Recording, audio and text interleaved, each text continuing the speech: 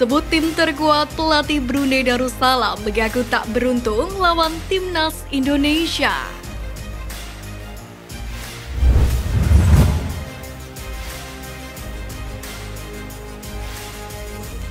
Dipantau langsung oleh Ketum PSSI dari tribun, timnas Indonesia tampil agresif sejak awal permainan. Bahkan Garuda sudah mampu menciptakan peluang di menit ketiga lewat tembakan hoki Jaraga. Barulah pada menit ke-7 keran gol Garuda dibuka oleh Dimas Derajat memanfaatkan bola rebound. Kemudian pada menit ke-11 giliran Rizky Ridho mencatatkan namanya di papan skor. Sementara itu terdapat momen menarik di babak pertama ini di mana penjaga gawang timnas Indonesia Nadeo Argawinata nyaris santai penuh, yakni selama 45 menit melihat jalannya pertandingan. Sementara itu timnas Indonesia sendiri terus menguasai pertandingan hingga peluit panjang dibunyikan.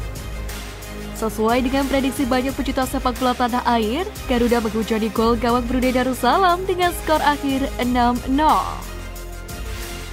Sementara itu, pelatih Brunei Darussalam, Mario Rivera mengaku timnya tidak beruntung mendapatkan undian bertemu dengan timnas Indonesia dalam kualifikasi Piala Dunia 2026 zona Asia ronde pertama ini.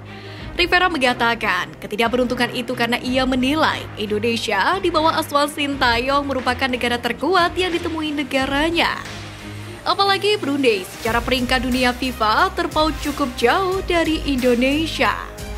Timnas sepak bola negara yang mempunyai ibu kota Bandar Sri Begawan itu berada di peringkat 191, sementara Indonesia berada 44 tingkat di atasnya, yaitu di peringkat ke-147 dunia.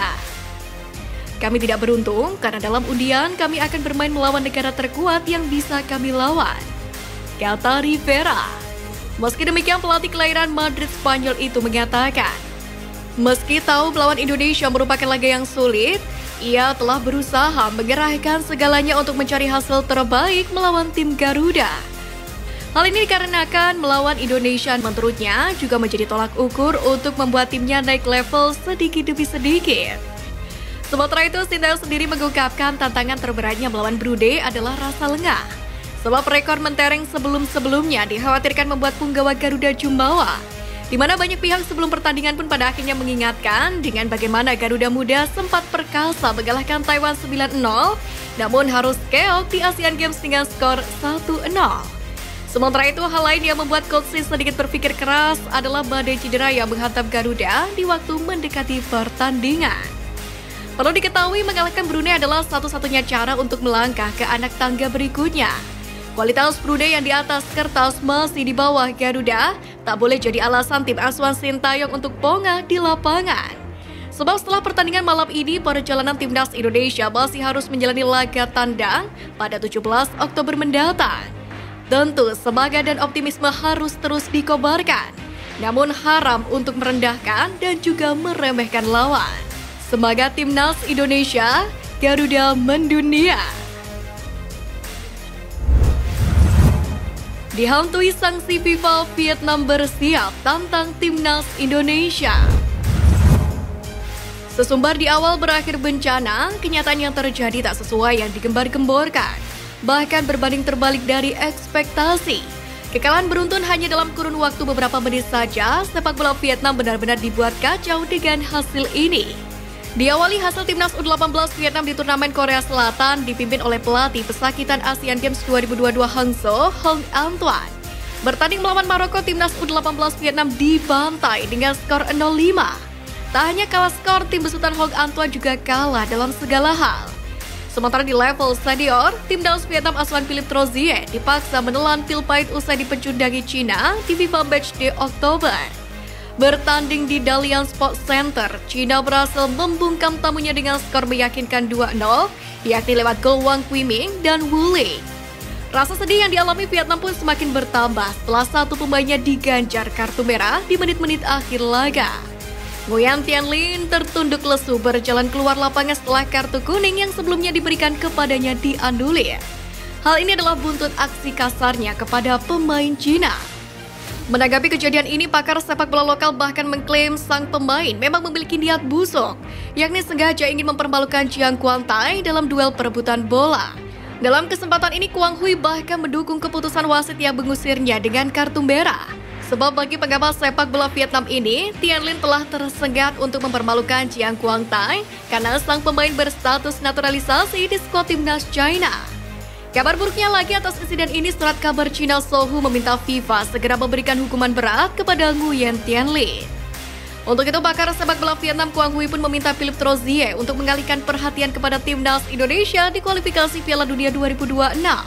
Sebab Vietnam tentu mengincar posisi runner-up jika gagal mengalahkan Irak, tapi mampu mengatasi Filipina. Sementara itu, di atas kertas, skuad Garuda memang lebih diunggulkan juga atas Filipina. Maka jika sama-sama kalah dari Irak, maka laga melawan Vietnam akan menjadi penentunya. Jika melihat ambisi ini, tentu skuad Garuda wajib waspada. Keberanian Indonesia tantang Arab Saudi jadi sorotan media internasional. Informasi terkini menyebut FIFA mengundang negara-negara dari Asia Tenggara dan Oseania untuk mengajukan penawaran sebagai tuan rumah Piala Dunia 2034. Undangan tersebut disampaikan FIFA usai mengumumkan negara-negara tuan rumah Piala Dunia 2030 pada Rabu 4 Oktober.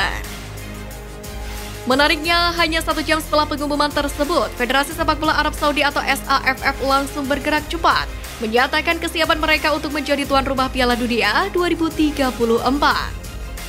Bahkan, pernyataan SAFF itu langsung disambut dukungan Presiden AFC Sheikh Salman bin Ibrahim Al Khalifa.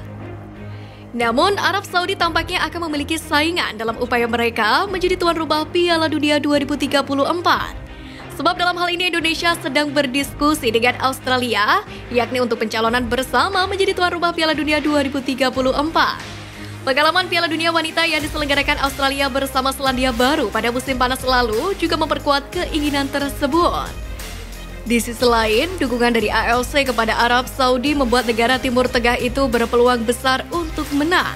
Namun demikian, Erick Thohir cukup yakin soal peluang menang Indonesia dengan menggandeng 3 negara tetangga tersebut. Terlebih, Qatar baru saja menjadi tuan rumah Piala Dunia 2022. Menurut Erick, mungkin terlalu dini apabila Piala Dunia kembali digelar di Timur Tengah. Sementara dalam upaya mengajukan bidding tuan rumah Piala Dunia 2034 ini, Ketum PSSI memastikan bahwa Presiden Jokowi mendukung penuh. Dalam kesempatan ini, Presiden memberikan respon positif ketika FIFA memajukan jadwal pengajuan bidding ke tanggal 31 Oktober. Tidak hanya itu, langkah Indonesia ini pada akhirnya mendapatkan sorotan dunia. Beberapa media itu menggarisbawahi keberanian Indonesia menyaingi Arab Saudi yang juga menjadi calon tuan rumah Piala Dunia 2034. Dalam hal ini, Eurosport, media-media Italia yang dulu akrab dengan Erick Thohir saat masih menjadi Presiden Inter Milan, yang paling banyak mengangkat topik ini. Sementara itu, ITA Sport Press mengangkat tema Piala Dunia 2034, Indonesia tantang Arab Saudi. Erick Thohir kami kuat. Artikel Piala Dunia 2034, Erick Thohir pun meluncurkan tawaran Indonesia tuan rumah bersama Piala Dunia 2034. Selain itu, media One Football membuat judul artikel, Indonesia, Inter masih ingat Thohir menantang Arab Saudi perebutan Piala Dunia 2034. Erick Thohir yang juga mantan Presiden Inter Milan ini mengungkapkan kemungkinan negaranya menjadi tuan rumah turnamen sepak bola tertinggi bersama 3 negara lainnya.